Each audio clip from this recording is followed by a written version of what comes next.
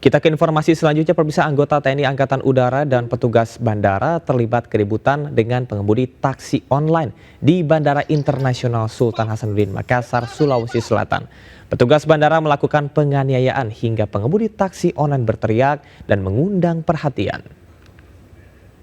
Tidak.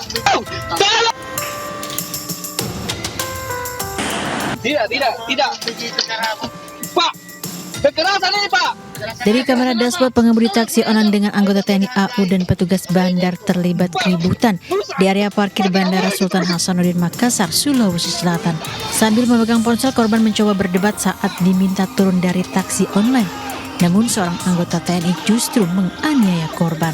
Pelaku juga mengancam korban jika merekam video kejadian ini.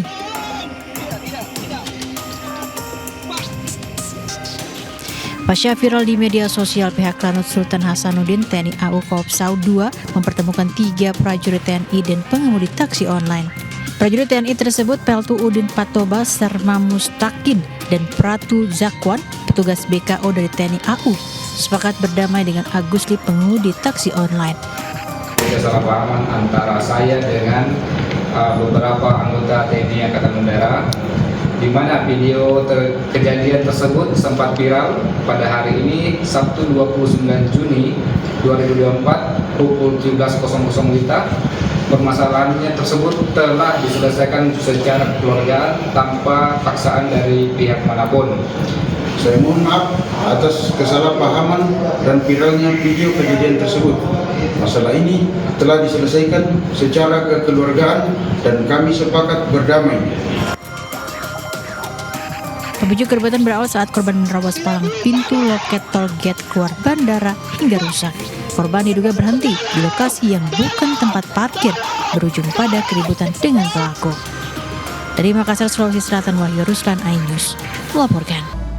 Terima kasih Anda masih di seputar iNews Pagi bersama saya Camar Haenda. Bagi Anda yang gemar tantangan, objek wisata mengarungi Sungai Kluwet Mengamat di Kabupaten Aceh Selatan ini bisa menjadi pilihan. Selain derasnya air sungai, pemandangan alam pegunungan kaki Gunung Leser siap memanjakan mata Anda. Selain itu, kami juga akan ajak Anda untuk berwisata ke Pantai Bate Putih dengan bebatuan putih dan indah yang menjadi ciri khas.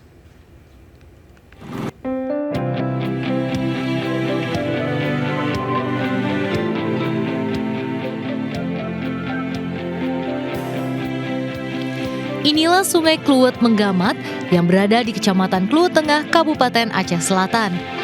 Lokasi ini sangat cocok bagi Anda yang gemar berwisata menantang mengarungi derasnya arus sungai.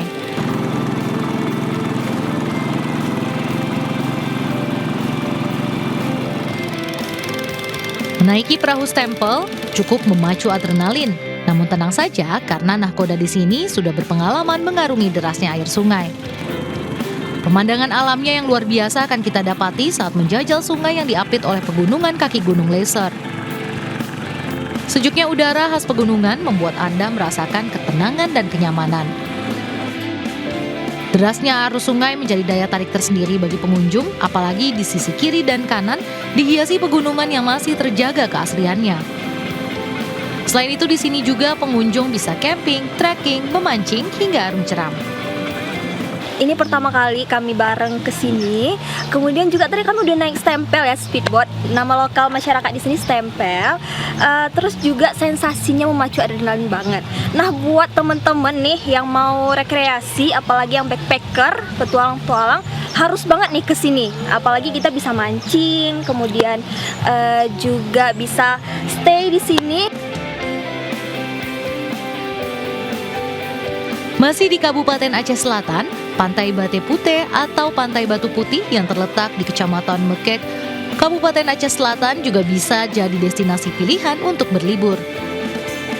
Pantai ini disebut Bate Putih karena Anda akan menemukan hamparan bebatuan berwarna putih yang berada di tepian pantai yang dibawa ombak dari dalam laut. Tidak hanya menikmati keindahan pantainya yang mempesona, ombaknya yang tidak begitu besar, pantai ini juga aman untuk wisatawan bermain air di pinggir pantai. Untuk menuju pantai ini dibutuhkan waktu sekitar 30 menit dari pusat kota Tapak Tuan di ibu kota Aceh Selatan. Eksotisme pantai yang masih alami membuat Anda akan merasa betah dan ingin berlama-lama untuk bermain air di pinggir pantai sambil menikmati keindahan alam di sekitar pantai bersama teman-teman dan juga keluarga. Kalau tempat yang lain tuh mungkin kan cuman pasirnya aja yang ada ya. Kalau di sini tuh kan lebih ke ada batu-batunya gitu, ombaknya pun tuh putih bersih gitu. Terus memang bagus lah, alamnya juga bagus gitu banget. Jadi boleh nih siapa yang belum kemari ke Aceh Selatan di Mekek ya. Nah, uniknya lagi, wisatawan yang berkunjung ke pantai ini dapat membawa batu putih sebagai oleh-oleh atau cindera mata. Masuk ke sini Anda tak perlu khawatir karena tidak dipungut biaya masuk alias gratis. Asik bukan? Dari Aceh Selatan, Provinsi Aceh, Ihdar Ivan melaporkan. Pemirsa, ribuan pengunjung memadati wisata air berkonsep Candyland di Kabupaten Bekasi, Jawa Barat, Minggu siang. Selain pengunjung bisa mencoba berbagai wahana air, harga tiket masuk yang juga terjangkau, yakni hanya Rp35.000 menjadi pilihan.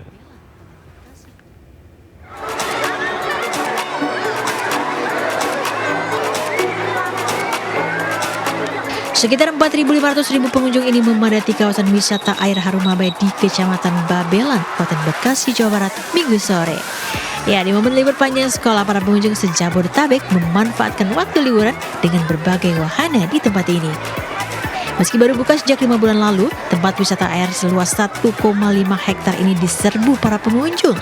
Menariknya, pengunjung bisa menikmati beragam wisata air. Mulai dari wahana air semi-olimpik, kolam anak, kolam arus, hingga kolam landing. Meski di tengah cuaca panas dan berdesak-desakan, lokasi wahana air ini tak pernah sepi pengunjung. Seorang pengunjung mengaku, selain banyak pilihan wahana air, harga terjangkau jadi pilihan untuk menghabiskan waktu liburan bersama keluarga.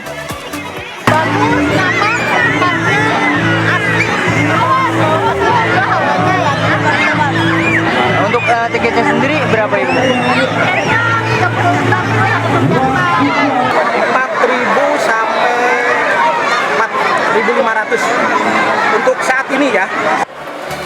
Untuk bisa menikmati beragam wahana air di tempat ini, Anda hanya perlu merogoh kocek Rp30.000 untuk hari biasa dan Rp35.000 untuk di akhir pekan. Dari Kabupaten Bekasi, Jawa Barat, Ahmad Jawhari Lutfi, iNews melaporkan. Pemirsa, 2.000 lebih peserta antusias mengikuti audisi Indonesian Idol Season 13 yang digelar RCTI di Kota Semarang, Jawa Tengah. Ajang pencarian bakat tersebut merupakan gelaran positif bagi anak muda untuk menunjukkan bakat serta kemampuan di dunia tarik suara.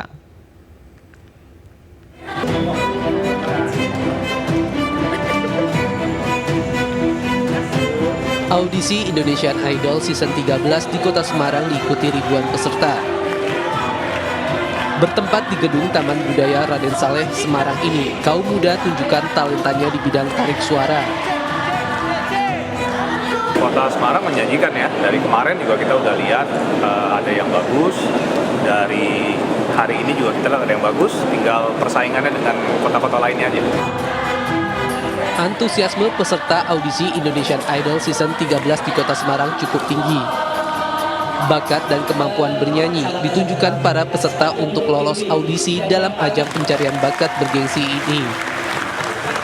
Persiapannya ya cukup hafalin lagu aja dan juga atur pernafasan aja sih, sama persiapin mental yang lebih pasti. Kalau aku motivasinya memang impian aja sih, pengen masuk dunia entertain. Setelah Kota Semarang, audisi akan berlangsung di Kota Palembang, kemudian disusul sejumlah kota di Pulau Kalimantan dan Pulau Jawa. Dari Semarang, Jawa Tengah, Kristadi, iNews melaporkan. Kemandirian melalui bertani dan bercocok tanam ditanamkan Panti Asuhan Kemah Bet Shalom di Kota Tangerang Selatan, Banten kepada anak-anak asuhnya. Untuk mendukung pertanian tersebut, MNC Peduli berbagi dengan menyumbangkan pupuk hasil biokonversi.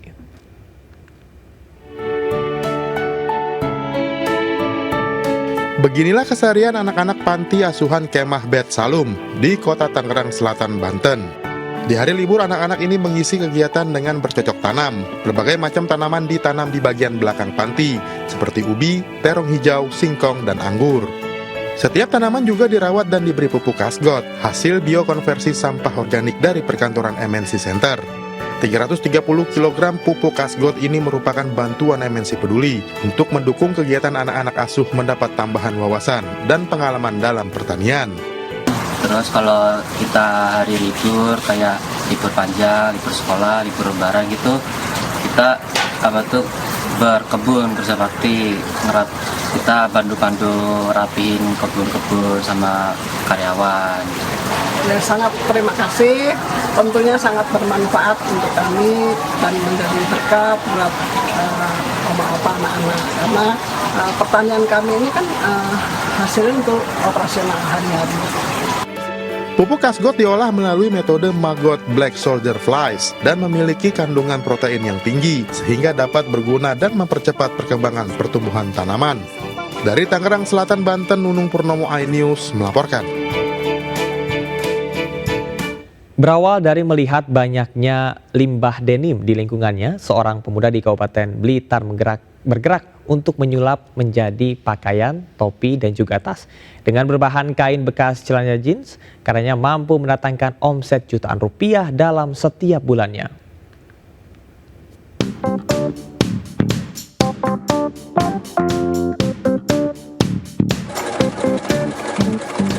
Di ruangan kecil ini, Al Rawadi sehari-hari selalu memotong limbah celana jeans di Kecamatan Ponggok, Kabupaten Blitar.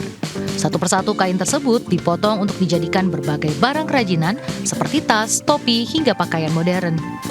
Ide usaha ini berawal dari keprihatinan pemuda berumur 20 tahun tersebut yang melihat banyaknya limbah denim.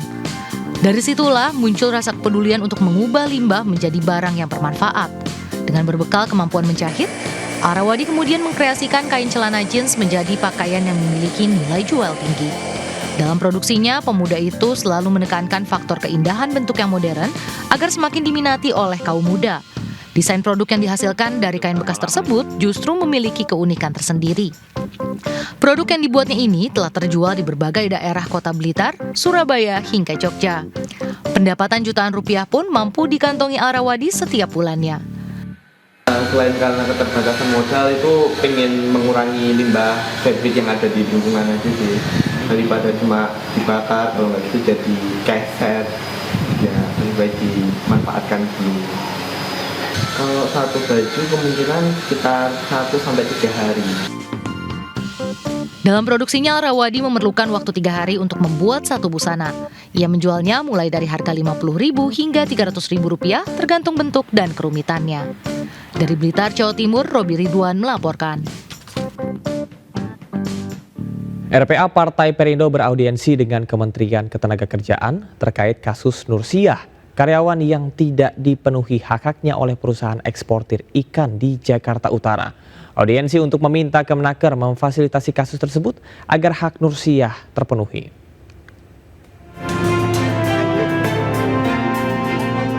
RPA Perindo terus mengawal Nursiah, seorang ibu yang diduga diupah di bawah UMP oleh perusahaan eksportir ikan di Penjaringan, Jakarta Utara. Audiensi pun digelar dengan Ditjen Binwasnaker dan K3 Kemenaker RI.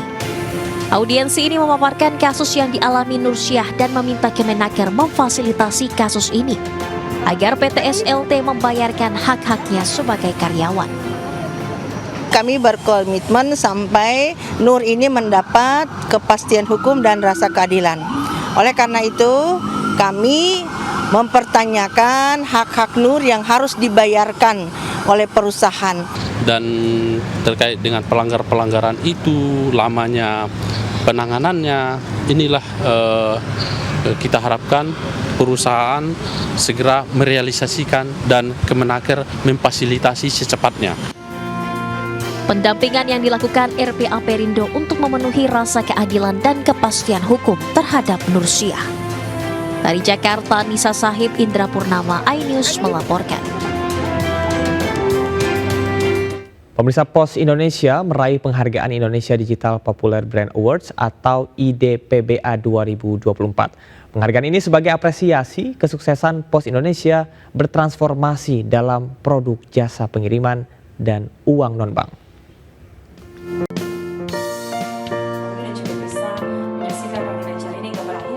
Sebagai badan usaha milik negara BUMN tertua di Indonesia, PT Pos Indonesia terus berinovasi untuk dapat bertahan dalam mengarungi era digital saat ini. Untuk itu, sejak tahun 2021, Pos Indonesia resmi melakukan transformasi yang berhasil menghadirkan produk baru PosPay yang menghadirkan layanan payment bersifat digital. Akan capaian inovasi serta transformasi tersebut, PT Pos Indonesia berhasil meraih penghargaan di ajang Indonesia Digital Popular Brand Award atau IDPBA 2024. Pada acara tersebut, BUMN yang dikenal saat ini dengan brand Posin tersebut mendapat penghargaan dalam kategori produk jasa pengiriman uang non-bank. Penghargaan ini diterima langsung Direktur Bisnis Jasa Keuangan Pos Indonesia Haris di Ballroom 2 Hotel JW Marriott Jakarta Kamis 27 Juni kemarin. Ini merupakan apresiasi buat seluruh jajaran PT Pos Indonesia. Tentunya ini akan mendorong kita untuk terus melakukan inovasi sehingga PosPay ini betul-betul memberikan solusi bagi kebutuhan pelanggan PT Pos Indonesia. Di era sekarang ini, di era digitalisasi ini, kita terus menghadirkan produk yang sejalan dengan kebutuhan masyarakat, dan salah satunya tentunya yang tadi PosPay tadi. Penghargaan ini selain menjadi bukti kesuksesan transformasi dan inovasi PT Pos Indonesia dalam beberapa tahun terakhir, juga menjadi penyemangat Perseroan untuk terus melakukan inovasi sehingga tetap relevan dan eksistensi selama 278 tahun di tanah air bisa diterima masyarakat sesuai kebutuhan. Dari Jakarta, Tim Liputan iNews melaporkan.